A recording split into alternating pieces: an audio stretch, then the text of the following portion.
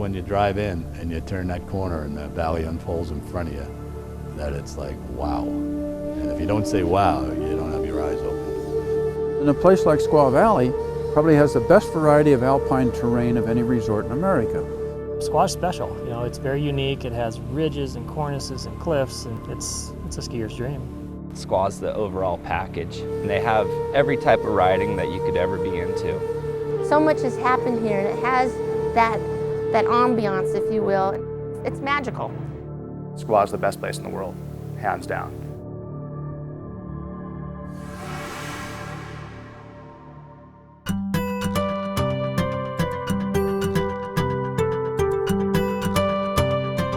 When Alex walked into this valley after World War II in 1946, he hobbled in because he had a broken ankle, but his best friend, Alexander McFadden, climbed the mountain, skied down, and said, you could fit 2 Sun Valleys in here. I got in touch with Wayne Polson, who had brought me into the valley in the first place, and I said, was he still interested in developing the valley and so on? He said he was.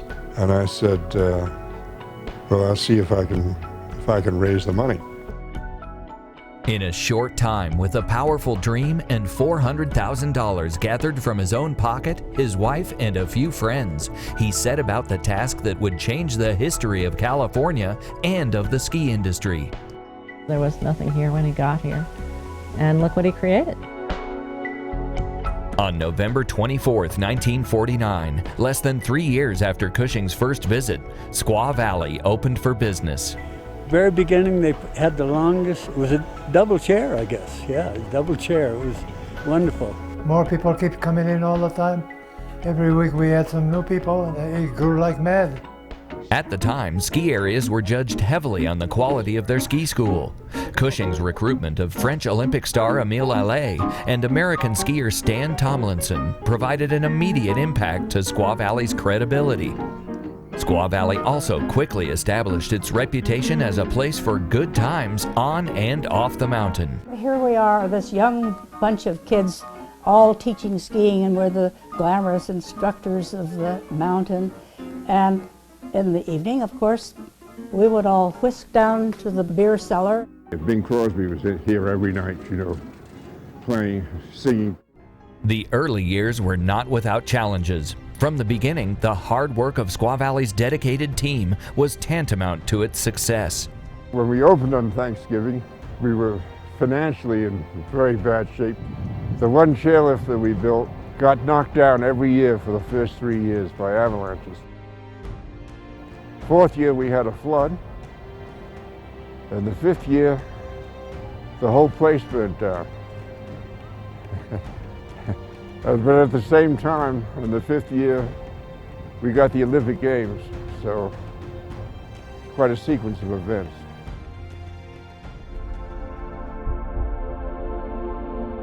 First of all, Olympics came to Northern California where half the people didn't even think there was skiing. Second of all, to a resort that had one chairlift. The philosophy that Alex used to win the games, it was basically the power of an idea. This put California in a different light to people when they realized that you could have the Olympic Games, not just ski, but you could have the Olympic Games here. He read an article in the Chronicle that said that they were taking bids for the Olympics. Alex told the Europeans, we will build from scratch an Olympic village. After narrowly winning the games, for the next 4.5 years, the Squaw Valley team, the California Organizing Committee, the state of California, Placer County, and thousands of others worked to build a venue worthy of the Olympics. Access roads, bridges, chairlifts, athletes housing, the Blythe Ice Arena, 2 speed skating ovals, and a ski jump sprang from the valley floor. We know that the Squaw Valley was the last Olympic for the athletes, really, who enjoyed it so much.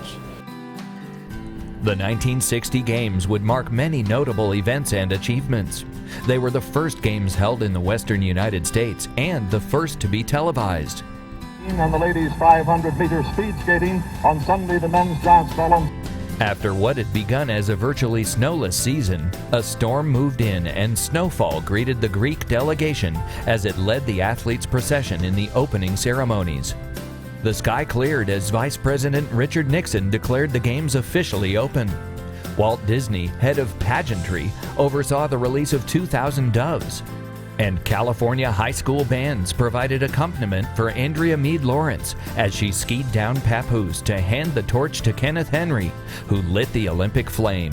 This is the big game of the Olympics, the United States versus USSR. There's the horn, so let's switch down to the ice. The U.S. was hardly the gold medal favorite. In fact, their 18-game training tour before the Olympics was dismal. 2, 1, and the game is over. The United States wins. Lake Tahoe and Squaw Valley were thrust onto the map as a recreation destination. Alex had the foresight to get the Olympics and, if you will, convince the taxpayers of the state of California to build the freeway over Donner Summit. It changed the whole thing. The 60 Olympics were the last really true Olympics of Olympic ideals and brotherhood. As far as I can see, it was the best Olympics ever. I mean, Winter Olympics. To have it in a small valley and have all the venues right there, you could walk from one thing to the other, must have been amazing. The legacy of the 1960 Olympic Games held in Squaw Valley lives on today.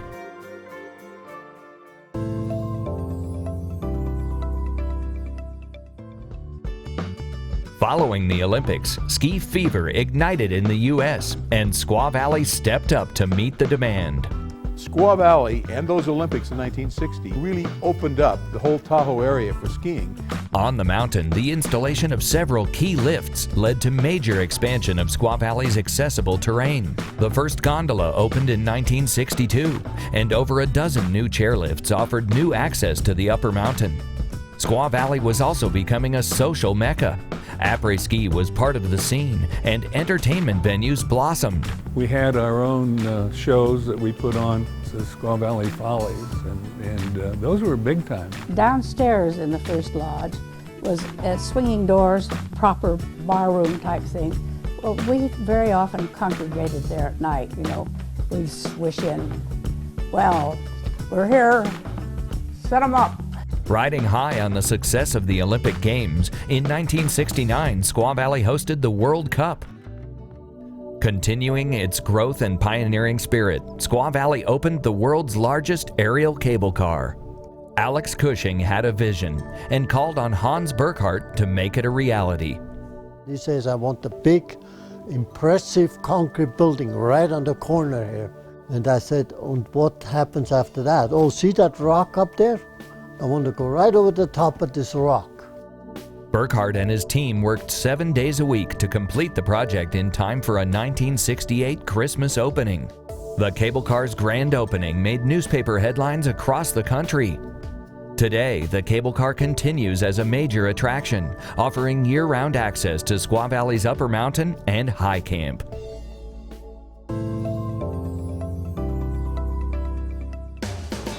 While the world was changing at the dawn of the 70s, so was the face of skiing in Squaw Valley. From clothing to equipment, hairstyles to technique, skiing reflected the world's social and cultural moods and changes. You know, I was here when there was only a 13-man ski patrol. We were all young and strong, and we had a lot of energy. Things in the 70s were pretty amazing because there were a lot of really good skiers. We loved to ski fast and to jump cliffs. To be flipping and sending the huge hucks that they were doing, a lot of the guys didn't seem like they were too concerned about their bodies. And everybody was on the tail of that tiger, and as fast as it was wagging, people were holding on as best they could. Everything was exciting. I only stand on my head once in a while now, not all the time.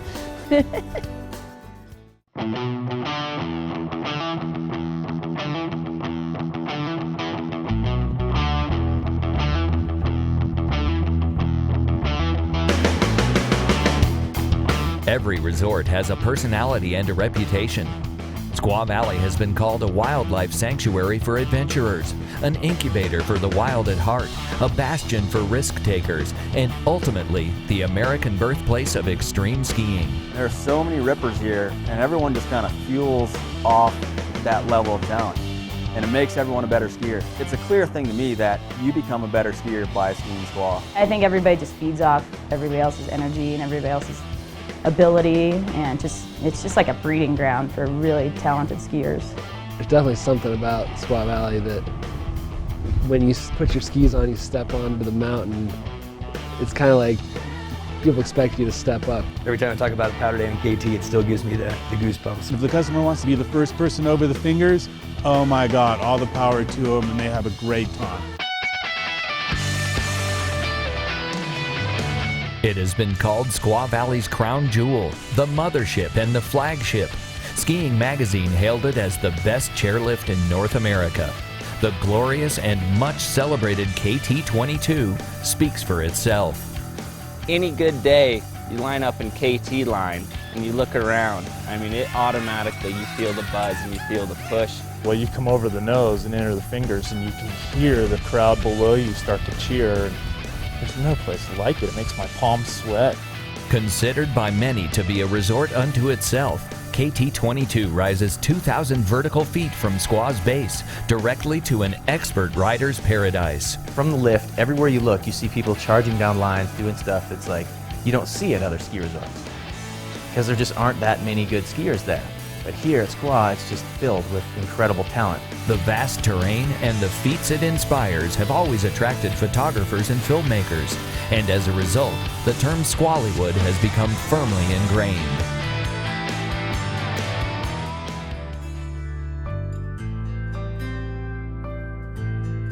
While the scene on the mountain continued, the 1980s would again bring an era of great changes to Squaw Valley. I noticed that there were a lot of things that could be improved, although it was a great mountain. The completion of several major projects would transform the Squaw Valley experience. Alex wanted to build as many lifts as he could, and he expanded to virtually all the terrain we have now. I think one of the great things that Alex Cushing did was really get an infrastructure of lifts going. That was like his big goal, I think, was really to make sure that this mountain skied well through a lift service.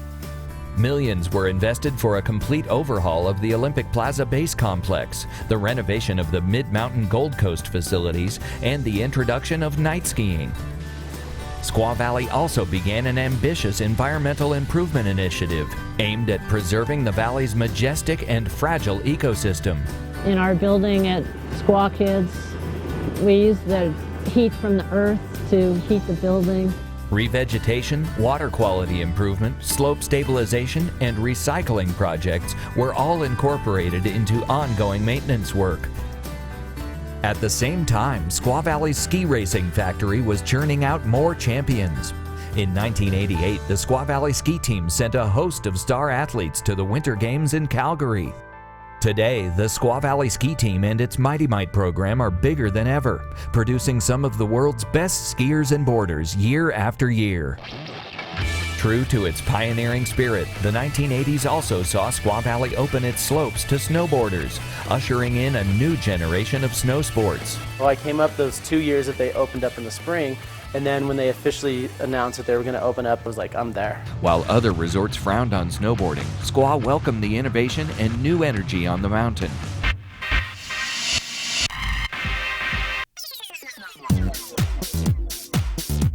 Squaw naturally draws a lot of top talent just because the mountain is so good, and there's just so much to film and ride up here.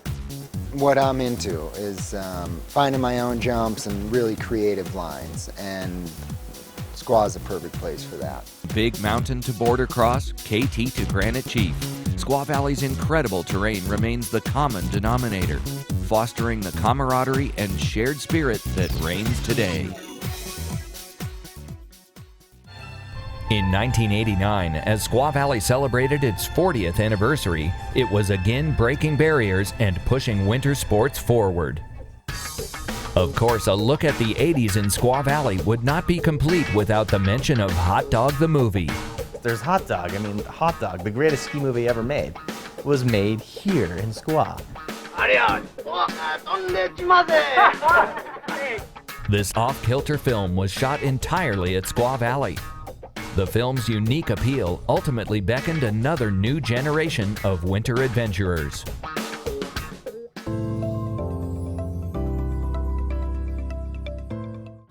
In the early 90s, an extensive transformation of high camp brought year-round activity to the upper mountain. We wanted to turn the mountain into a true Four Seasons destination, and that's when we got the idea of improving high camp. Alex always thought that to get people to the top of the mountain was what it was all about.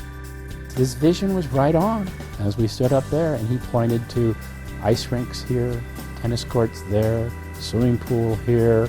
On the lower mountain, the 12,000 square foot Squaw Kids Children's Center became the new home for Squaw Valley's numerous kids programs.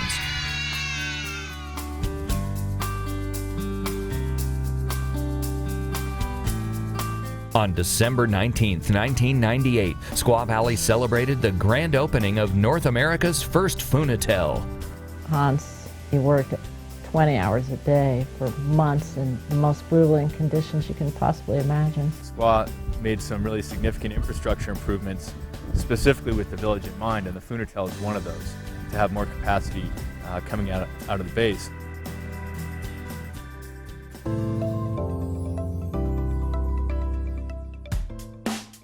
While on-mountain improvements took center stage for decades, ideas were brewing for a major change to Squaw Valley's base area. We did some master planning at the base, and that's where we came up with the village concept. We have to have something for everyone, and that's what Alex wanted. He liked to see people enjoying themselves. Finally, the village at Squaw Valley USA, which replaced a parking lot and a couple of operate ski opportunities with an entire pedestrian village. Alex's vision of what Squaw Valley needed would prove right. Well, Squaw Valley is a very magic word all over the world for skiing and ambience. Built wonderful locations to stay, restaurants. It didn't take very long for it to just become part of our community here.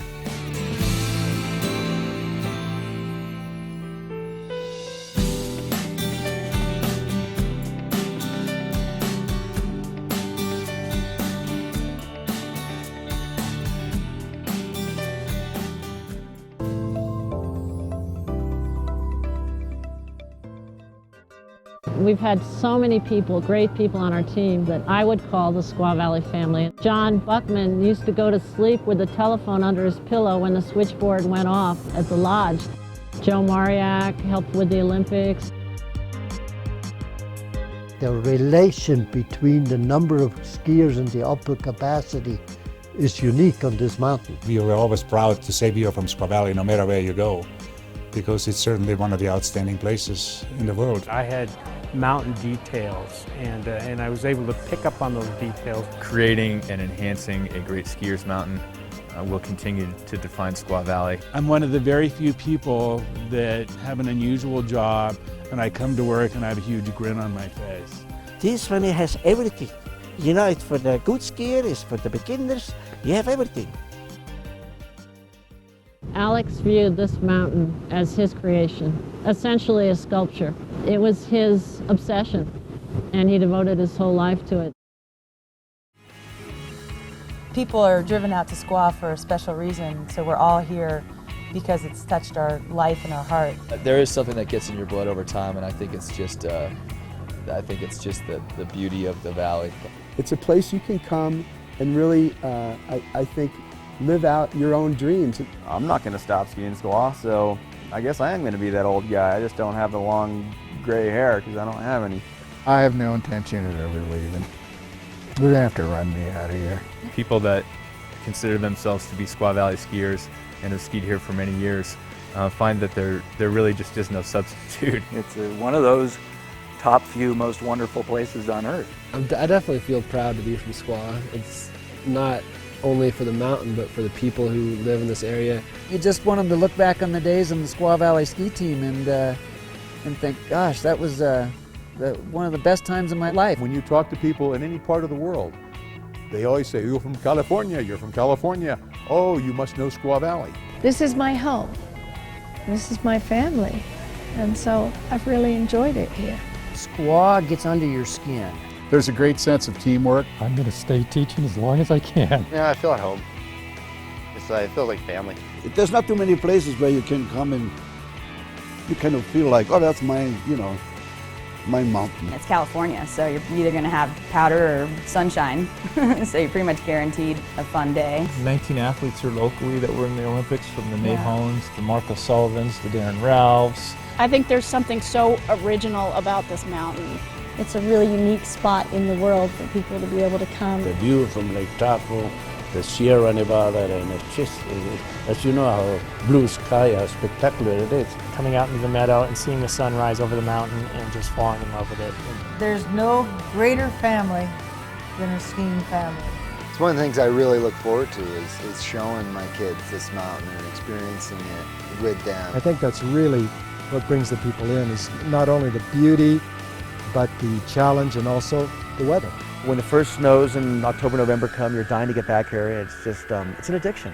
I think it's the bond that we develop amongst one another as employees. Snowmaking on the mountain, the Funatel, we've just kept up with everything so well over the years. It was pretty awe-inspiring to come out here and see what this place has to offer. If you want to push the envelope on something, you generally would come to Squaw. They were great years and they were great friends, and I think we just felt we were pretty lucky to have that chance to be together. Squaw is a cozy home place. Well, if you really want to go away with unbelievable memories and experience, come here. To those who want to come to Squaw, come on down. This place is awesome.